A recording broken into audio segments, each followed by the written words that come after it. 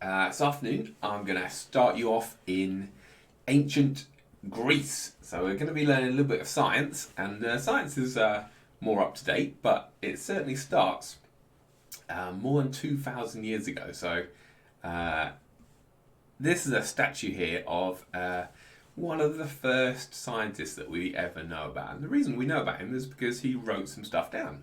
So the ancient Greeks did a lot of writing, had a lot of language, and then this guy his name is Democritus, and he wrote some ideas about science that we had a look at later.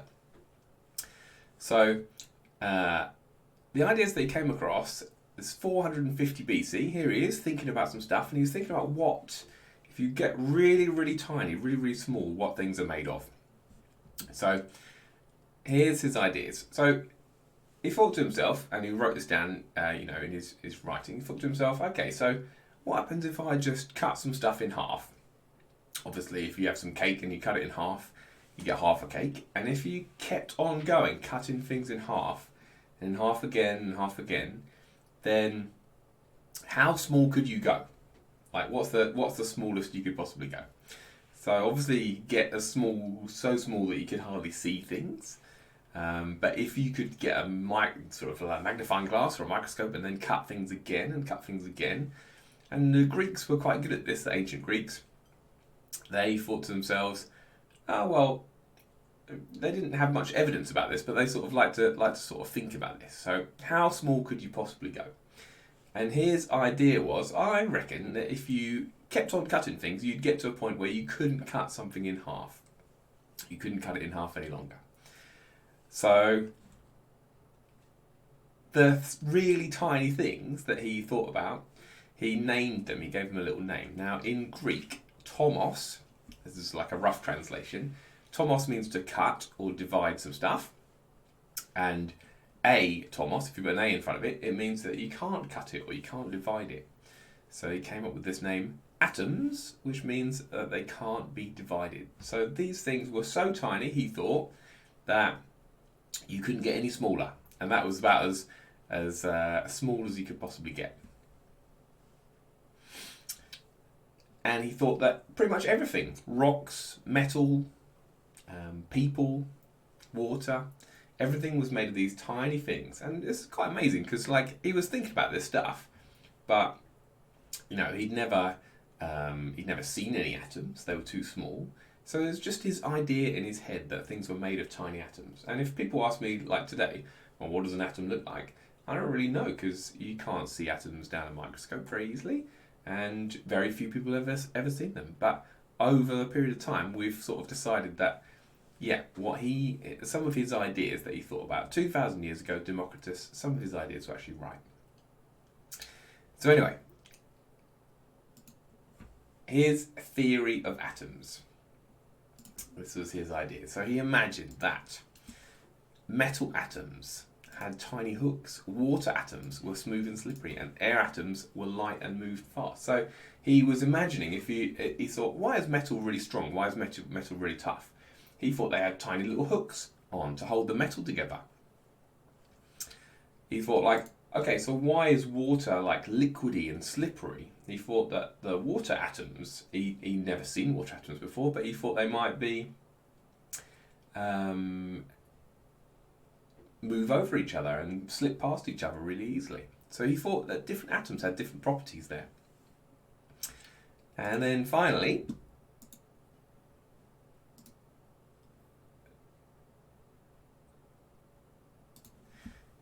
air atoms. He thought air atoms were light and moved really quickly. So he was imagining this sort of tiny world of atoms that he'd never seen, and he decided that they had different properties. So this was kind of part of his theory of atoms. All right. And in his imaginary world, he'd never used a microscope, it'd never been invented, so he'd never seen any of this stuff. He said that atoms came in different shapes and sizes, like we just talked about, and that they could never be destroyed, so that's quite important.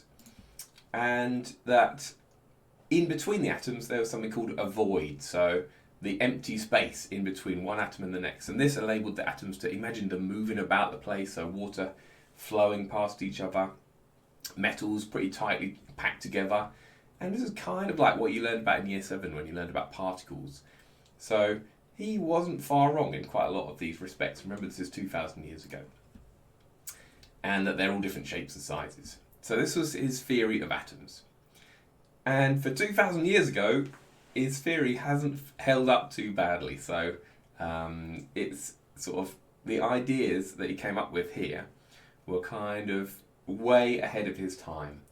And what's weird is that for the next 2,000 years, we didn't really, science of atoms, certainly what things were made of, didn't really move on too much further than that. It was the ideas of the Greeks that people had kept on to.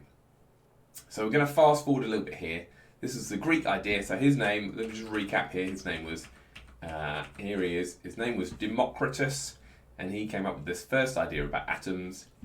But different atoms came in different varieties, and that could not be divided. That's where the name atom comes from.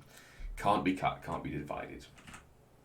Okay, so I want to fast forward 2,000 years now. So the Greek civilization came and went, and then the ancient Greeks left behind some of their writing. That's how we know about his ideas. But then 2,000 years later on, we're moving now to the year 1750. So here we are in 1750. Hello, Harry. In 1750, scientists had pretty similar ideas to what the Greeks believed. So they thought that everything was made of these elements called fire, earth, water, metal, and air. And if you wanted to make different stuff, you just had to, it was made of a different mixture, a little bit of like 20% fire, 80% earth, a certain percentage metal, etc. All right, so that's what people believed in 1750. And at that time, people were very interested in trying to set things alight, set things on fire. And I know that some of you guys are pretty interested in those sorts of things as well. So some of you guys are interested in setting things alight and seeing what happens. So it's pretty common. Now, what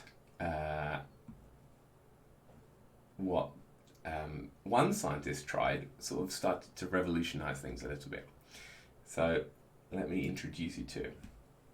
And this is kind of like the hero of today's lesson here. His name was Joseph Priestley. And he was around in the early 1700s. And he was a preacher. So he was quite a sort of religious guy, although his religion didn't really stack up with the sort of accepted religion at the time. He was also head teacher at his own school, and he was also a really top scientist. So I'm going to explain to you now what Joseph Priestley was doing and what experiments he did. So he liked to do experiments just outside his kitchen, so it annoyed his wife a little bit when he was doing his experiments. But he stole quite a lot of stuff from the kitchen. So he stole some glasses and wine glasses, beer glasses, etc. to use in his experiments. And he had this sort of thing set up here. And this sort of thing, you might have done this at school as well in year 7 and 8. It's some heating equipment. So he had something for heating things up. And he had a little tube which went underwater and came up in a glass jar called a collecting jar. And this was he was really interested in different types of air. He thought that there wasn't just one sort of air, there was different sorts of air, and he collected them in this equipment, in this apparatus. If you've ever done something where you've collected bubbles from like steam coming off in science classes, when there's been something bubbling away and bubbles of a different gas have come off and you've collected them, then you've used some pretty similar equipment to what Joseph Priestley came up with. So anyway, here's his experiment. So his first experiment was he started burning some candles. And he burned the candles under these jars, and then he wondered why the candles sort of like didn't last for that long. Once the candles, usually candle stays light for hours until the wax is gone, then he wondered why the candles started to burn out after a little while. So does anyone know in chat, like anyone got any suggestions why when you put a jar over the top of a candle, why don't you think the candle lasts for very long? Why don't you think the candle stays alight?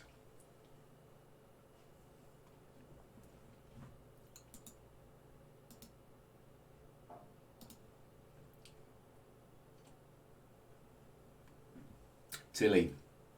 Excellent, well done. So the candle was using some oxygen, and after a little while there's no oxygen left. Frostwolf. So at this time Priestley didn't know the difference between candles, didn't know the difference between air and oxygen.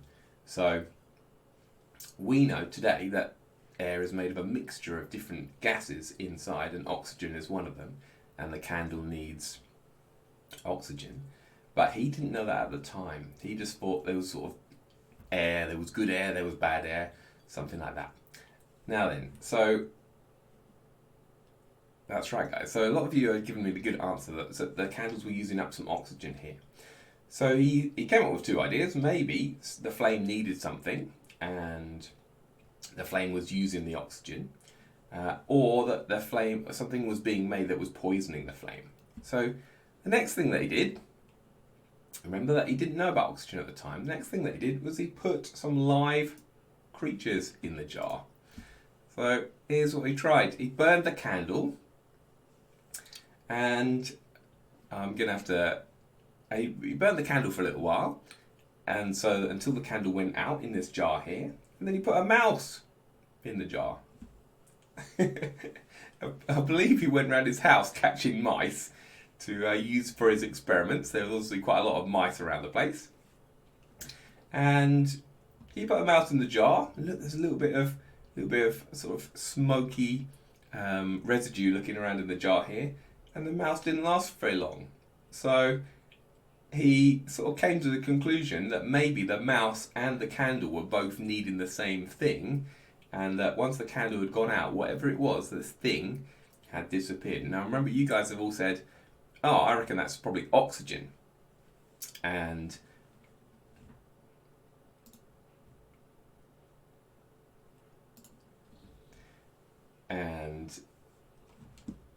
you're right, it was the oxygen that was missing, and the candle needs oxygen and the mouse needs oxygen, but he didn't know this at the time. He didn't realise that that was what was going on. So okay, so the mouse didn't last very long, but he caught some other mice, and he tried one more experiment, one more thing to try. And that was that he put some plants in the jar instead. And it was a mint plant from his garden. And he put that in the jar with the mouse, and he noticed that the plant didn't suffocate, the plant didn't die, and also the mouse didn't have any problems either. So the mouse managed to stay in the jar with the plant. And he thought that it must have been because the plant was doing something like refreshing the air, make the air sort of restoring whatever it was. So he knew there was this mysterious substance that candles needed and that mice needed, but it ran out after a little while. But then, by putting a little plant in the jar instead, it restored the substance, it made better air. So that's kind of his discovery, Joseph Priestley. By doing these little experiments in the jar, he found there was something that candles needed and that mice needed, but that plants could make it. Plants could refresh the air. And he hadn't given it a name yet, but he discovered this thing, oxygen. He discovered oxygen. And he wrote some of these things down in his little notebook. The last thing that he did, once he discovered oxygen, he found a brilliant way of making a lot of oxygen all at once. And what he did was he used sunlight to focus a lens called a burning lens. So imagine this sort of magnifying glass. He didn't have a Bunsen burner at the time or anything to make any extra heat. So he used sunlight to heat up this red rock called mercury oxide. And the mercury oxide gave off oxygen, which went and sort of like filled up this entire container. And this new gas that he discovered. Nobody had ever used it before. This is what he wrote about it. I think it's quite funny.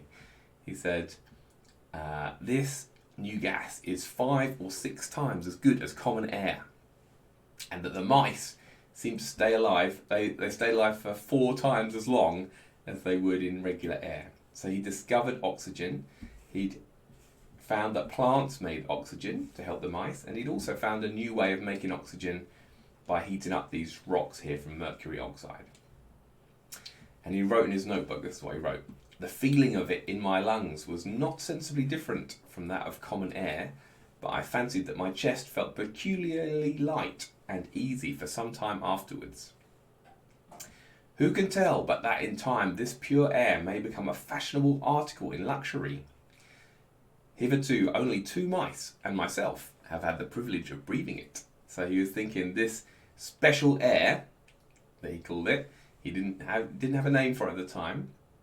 The special air, oxygen, might be sold in shops as a bit of a luxury, and people might be able to breathe it for themselves. So Priestley's discovery of oxygen was super important. Here he is, Joseph Priestley. This was, more than 250 years ago that we're talking about here. He discovered oxygen in his kitchen, almost by accident really, and he'd kicked off a bit of a scientific revolution. From this point onwards, 250 years ago onwards, once he discovered that air wasn't just air, it was a mixture of different things, he then started to encourage other scientists to follow him in discovering different elements. And they went back to those ancient Greek ideas that I talked about at the beginning of the lesson, the idea that atoms make everything, and they started to search for new atoms, new substances, and new chemical elements. So Priestley's discovery of oxygen, and even though it cost the lives of a few mice, started to be really important as things move forward.